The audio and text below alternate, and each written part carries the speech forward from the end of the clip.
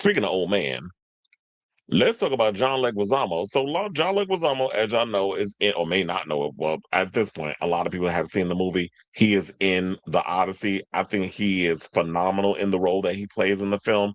Hopefully, he gets a nomination, but I feel like it's going to be overcrowded a bit with a lot of the performances and stuff that's in this film.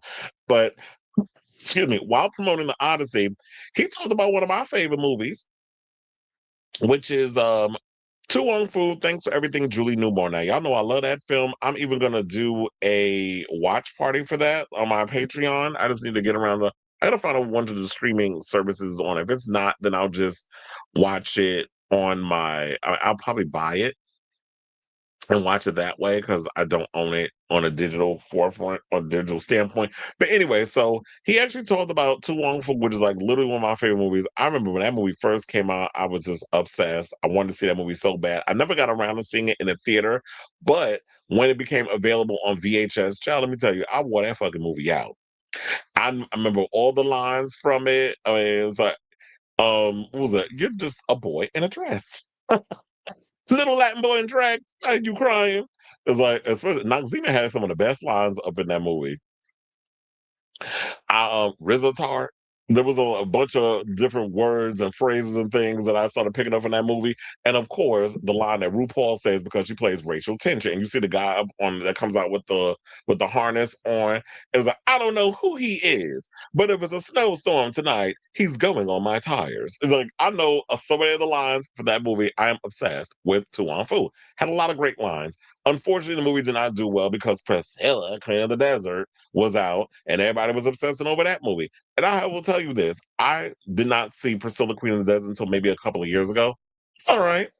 It was not my cup of tea, probably because it was more or less what was that like a Australian movie? So I didn't get a lot of the phrases and stuff in it. I didn't get a lot of the humor. The accents were a little thick, so it was hard for me to pick up on a lot of the stuff going on up in there. I know a lot of people talk about like this is such a great movie, but to me, Tu Wong Fu was it because it was old '90s New York.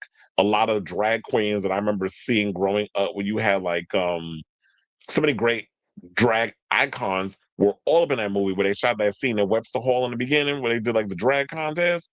Seeing so many of the drag icons that I remember seeing and hearing about, seeing on the screen, it just made me appreciate the movie more because it was it had just elements of New York in it, and I can relate to that because that's when I was growing up in New York at the time.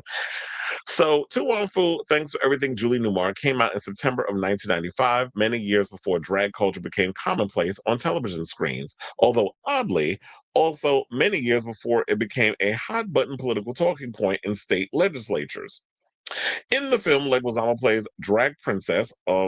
Well, a drag princess. He said, "Yeah, I'm not a drag queen. I'm a drag princess." Alongside the more experienced queens, Noxzema Jackson, played by Wesley Snipes, and Vita Bohem, played by the late Patrick Swayze. The trio, each of whom has completely opposing personas, of course, set out on a road trip from New York City to Los Angeles in a vintage Cadillac to attend the Drag Queen of America pageant. They take with them an autographed photo of Catwoman herself, Julie Newmar, hence the lengthy title. On the way, they have a run in with homophobic cop, and later, their car breaks down in a small, impoverished Midwestern town. The folks there don't seem to recognize that they are drag queens, and during the vehicle's repair, they end up transforming the humdrum municipality into a fabulous hamlet. But while it did manage to earn nearly 50 million at the box office, it took decades for it to be embraced as a cult classic as it is today. Leguizamo placed the blame for the Brave movie not doing as well initially on another drag queen flick that had happened to be released just 1 year prior. Priscilla Queen of the Desert stole our thunder because it came out just before. Leguizamo told Bustle in a recent interview. There was only room back then for one drag queen movie. We didn't get the accolades that we deserved, I feel. The divergent critical review, 49% on Rotten Tomatoes, and audiences score 72% on Rotten Tomatoes, and 4.1 and a half on Letterbox support Leguizamo's assessment. So I think Patrick did an amazing job, and Wesley and I crushed it too, and we took it seriously, and we really wanted to give these characters integrity. He said, going on to explain how they had drag queen coaches, his being the iconic Larissa Dumont. Because remember, like the whole Princess Larissa and that whole situation. And shout out to Larissa Dumont. She passed away, I believe, a couple of years ago. So Larissa was that bitch because I remember what shit when she used to perform up in Esquilita back in the day. So I do remember Larissa. And I remember it was a couple of years ago, she also, I believe, co-hosted the small stage because we had two stages. We had the main stage and the small stage for Queen's Pride. I love Queen's Pride. First of all the cuties be there. It's more intimate. And HCQC, who I used to work for, is one of the sponsors that definitely has their own table. They do safe sex work and community outreach and stuff. And that's what I started doing before when I was younger. I used to do a lot of community outreach, and that was also my way of getting in the clubs as well. Because I used to do me and another guy. We used to go to the gay clubs in Jackson Heights, and that would be our way of getting in the clubs. And I could see like the Go-Go Boy contest and all this stuff. So, and I would get paid like a little stipend. This is when I was much younger. I would get paid a little stipend to give out safe sex condoms and pamphlets and things, and I would also stick around and watch the show. So that was my little hustle back in the day. And then I ended up getting a job with them, and as a receptionist and all that other stuff. So and contributing to the cause of helping the community. So yeah, that's my political outreach story. But anyway, so um shout out to Larissa Dumont. Now, they said she was from the Bronx and she was trying to help me do my accent correctly. And she taught me how to do it all right.